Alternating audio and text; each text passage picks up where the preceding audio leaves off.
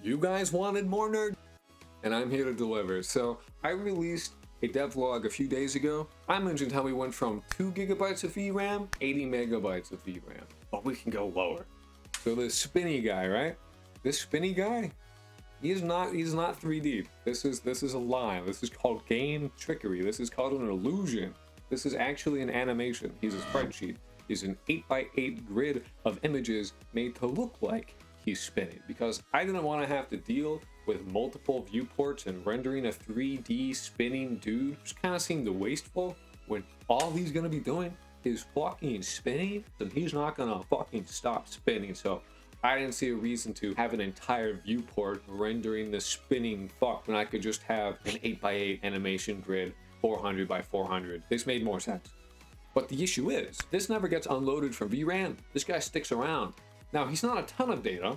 He's only 615 kilobytes, but when you plan on having 200 students for specifically shit we're not using, so we gotta fix that. The only place where this guy is defined is the student resource, which is essentially kind of like a blueprint, where we list all the characteristics that we want a student to have, and then we define a specific one based on these blueprints. You have Sally, they look like this. You have Mark, he looks like this.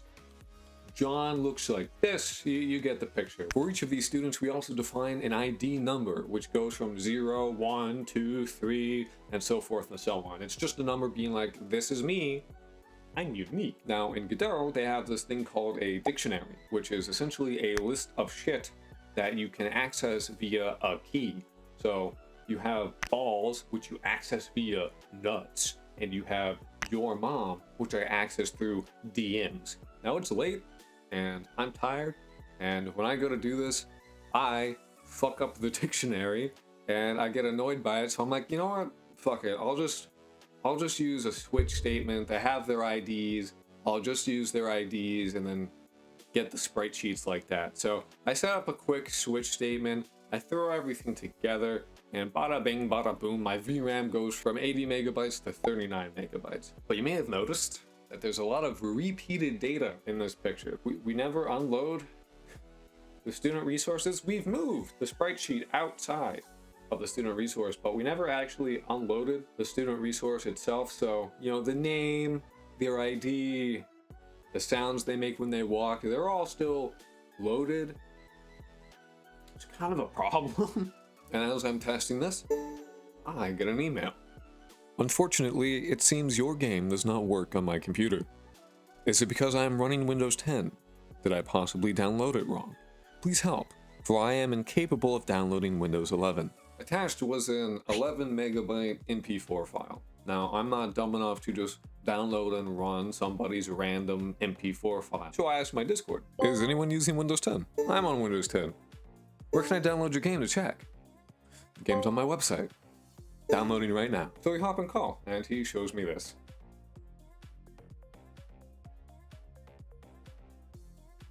So I make a Windows 10 virtual machine, I load my game, and it runs fine. So I'm thinking at this point that it has to be a GPU problem. See, I've been using Forward Plus, the Vulkan fancy newest graphics pipeline, and I don't know if you've noticed, but my VRAM is pretty low, and my game is rather simple. So I don't actually need to use the fanciest of fancy rendering pipelines. I could just use the compatibility one, which uses OpenGL calls instead of Vulkan, and it runs perfectly fine. So I shoot him a message asking him to run this new version of the game, but it's late, and he's at work, and I want to go to bed, so I'm gonna have to wait until the morning.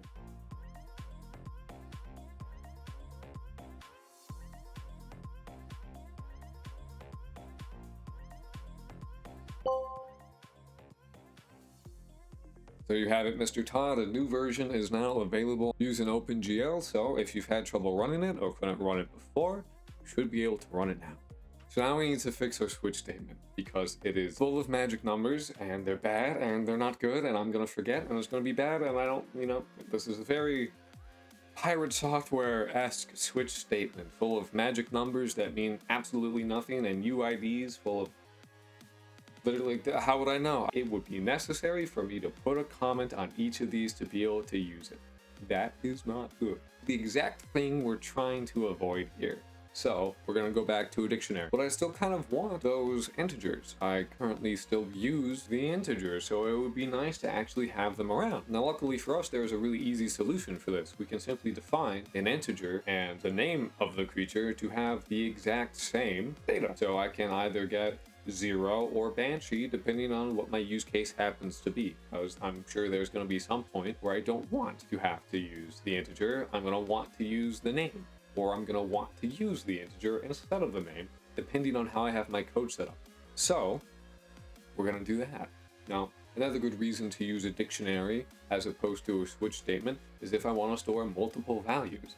See, I can have a dictionary of dictionary, which is to say a list of lists. Having a dictionary of dictionaries essentially allows us to have multiple values assigned to one key. So I can go Banshee body, or Banshee sprite sheet, or Banshee ball sack, whatever I really want. And there's no magic numbers anymore. I can just be like, here's this creature, I want the sprite sheet, and it works fantastically. Or I could be like, I want creature 0 and I want its sprite sheet, and it also works. So I was gonna do this, and I started hard coding in this dictionary, and it was taking me a while, and it kind of just sucked to do, and it wasn't fun to watch, and it wasn't interesting for me to do it. And my chat was saying that what I was doing was not only boring, dumb, and lame, but it was also fucking stupid. And I was like, it is pretty fucking stupid, yeah. But like, I just kind of wanted it to work, and then I can, just be quick and easy and whatever, right? For right now, it's fine. I can fix it later. They're like, no. This is dumb. You should load it from file. You should make a file structure. You should have a list of all your NPCs and have a file with all the information in it. So you need to make a folder, okay, call it Banshee, and then have a file in there called sprite sheet, or cry.wave and sound whatever, and all the information you have, and then you can go into that folder, iterate over all of them, and then dynamically add all of that to your dictionary. And I was like, nah, I don't see the, why though? What's the point? And they're like, listen, if you delete a creature, you have a huge blast radius. Like you really, like, you're not trying to be part software, but when you are hard coding this and setting 0, Banshee, 1, Jin, and all this shit, and you want to remove something, your blast radius is now fucked. You need to not do that. This sucks. This is stupid. And I was like, no, you're right. Yeah, no, I shouldn't do that. You're right. So that's what we did. So we took a couple hours. It's a lot faster than I thought it would be, and quite frankly, it's pretty simple to understand.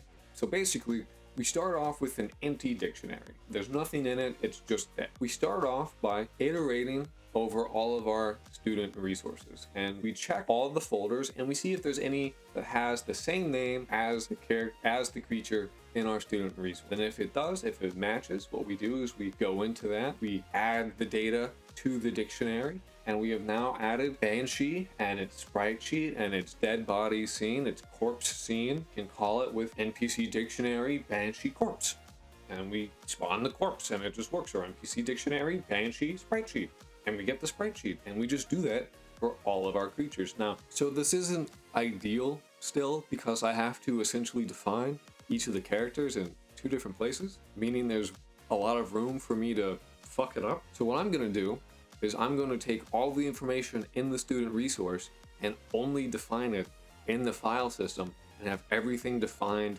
there. That way, I don't even need to worry about unloading the student resources.